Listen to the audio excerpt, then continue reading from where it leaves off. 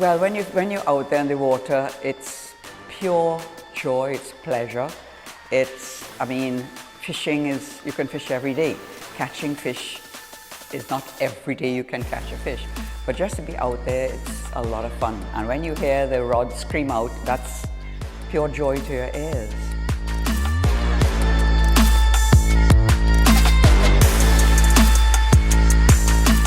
Hi, my name is Marylin Sheppard, and I belong to the Trinidad and Tobago Game Fishing Association. And right now I hold the position of Vice President of the association.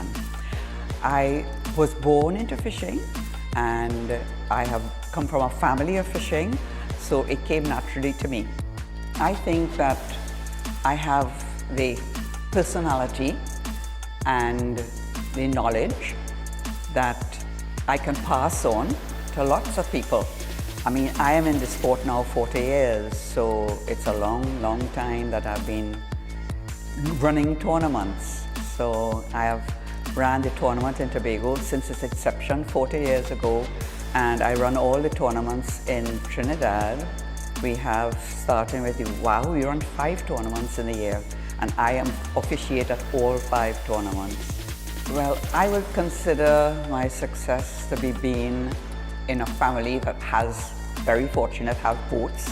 And I always went to all the tournaments, all of the islands. I've been all the way up to Cayman fishing, Barbados, St. Lucia, Martinique, Grenada, and Tobago. And I would say that I have learned from experience from other people who taught me, and I went from there. Well, having the availability of going to the other tournaments of the islands, it's a pleasure. I don't have to worry about having to officiate or having to, run the show. So I really enjoy fishing in all the Eastern and Southern Caribbean tournaments. My favorite fishing, I would have to say, is the billfish. That's marlin, white marlin, and sailfish. And the second, I would say it was the tarpon. We have a fabulous tarpon fishery in Trinidad. I would say it's rated #1 in the world. And it's a really fun to fish tarpon. Fishing is luck and your gear. Everybody has a secret weapon that they put in the water, and nobody likes to tell their secrets about how they fish or where they fish. But basically, if you pass over the fish at the right time and you have the right gear that attract the fish, you will catch fish. I have caught, basically, I have released all my fish, so I don't land any of my billfish. I have never landed. We catch and release. We are Trinidad and Tobago Game Fishing Association are the pioneers of catch and release in the whole Eastern and Southern Caribbean. And all the other islands now have followed us.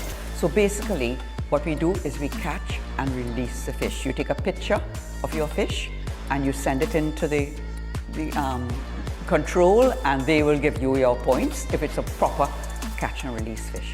So we are trying for conservation to release the fish. We are trying our best to release the fish. It was not always like that. We always used to catch fish. Early on the days, we would land marlin 200, 300, 400 pounds. Now we have a minimum weight of 500 pounds. But the way we do it is that our record is 890 pounds. We right now hold the junior world record in the International Game Fishing Association Book of Records. It was caught in 2008 by a junior angler, and that record still holds up to this day. So we know what an 890 pound fish looks like. So if you're not going to break the 890 pound record, we try and release. And if we give points that in other words, it does not pay you to catch the fish. We give points that equal us bringing the fish to the scale. Well, as I said, it's being out in the ocean, it's like you're in another world. And mind you, some days you can have calm waters, some days you might have rough waters. But to me, it doesn't bother me because fortunately, I've never been seasick. Whereas we have had people who you go out and they get violently ill and we have to come back in. But It's just pure, when you look at the horizon, you look outside and you see, it's just joy. Well, I would say probably my favorite day fishing was the day that I caught my first blue marlin and I released it, and I sent all my records up to the International Game Fishing Association, and they sent me down a certificate stating that I had released my first blue marlin, and I have that framed under my wall. I would say I would give advice to every girl and woman who really wants to get into sport. Just follow your dream. If it's fishing you want to do, follow it. If it's get involved with the people, get involved with an association, whatever sport you want to get into. Because that's how we started getting more girls into the sport. Because I started off being the only woman, but right now we had a junior tournament where we had like about 90 or 100 anglers enter the junior tournament. And right now we have a lot of young girls coming into the sport. And we have an all-girls team right now that's fishing in lots of tournaments, which is good. You have to get involved from young.